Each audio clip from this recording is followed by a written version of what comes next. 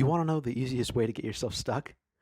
Well, that's just to not get enough sleep. When I was in high school, I stayed up late into the night to try and get extra work done, to try and be productive, when in reality, I would just screw myself over for the entire week.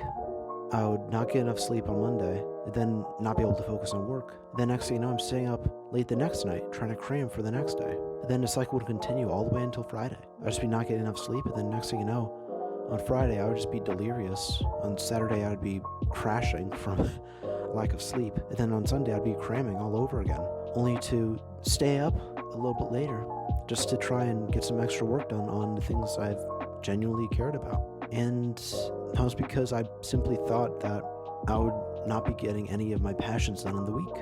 And I've proved myself right. I've ended up continuing that cycle all throughout high school and kept myself stuck in a rut where I'd stayed at the same weight, stayed with the same physique. It felt miserable. I want to help you get out of that. Here's what I did to change sleep from something I dreaded for the days ahead to something I enjoy now, to something that allows me to recover and become stronger than ever. First, I had a mindset shift in the sense that before I believed that sleep was something that would impede me from my goals and my ambitions because I would have little time to do any work, to something that would actually allow me to focus better and for me to actually get work done. And from that, I gave myself permission to make sleep a priority. And this brings me to my second point, which completely changed everything, which was to put sleep before work. In doing so, I wouldn't spend like the last few hours of the day simply mindlessly scrolling or mindlessly procrastinating on the work that I had to do. Rather, I would sleep and rest and recover, and then the next day I wouldn't be so burnt out. I would actually be recovered and ready and motivated to actually tackle the work.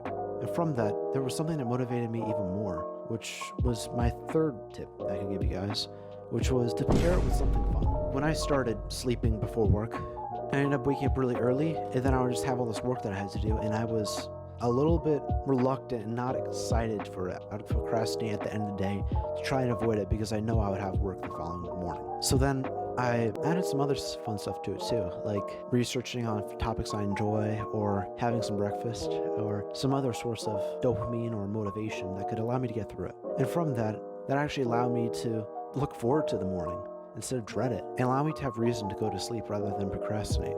And the last and fourth thing that you would need throughout all of this, to be fair, this is the one tip that you need to actually be able to do all of this, which is you'll still need a bit of discipline to try and get through this. It's tough, but I know you can. I've done it before, and it is a bit difficult, but knowing if you're capable of staying up late to do work, you are even more capable to wake up early to do work as well. It's a hard one. No one even talks about it. Heck, people may give you a weird eye for going to bed at like 9 or 10 p.m., but knowing that they're only half-assing their work and not getting enough sleep while you're getting enough sleep, getting the work done, and getting what you want to done, I would say that's worth the sacrifice. Now it's up to you to find out what works for you. I hope this video helped you. Click the subscribe button, and I'm happy to help you guys with whatever you need. I'm here. See you around.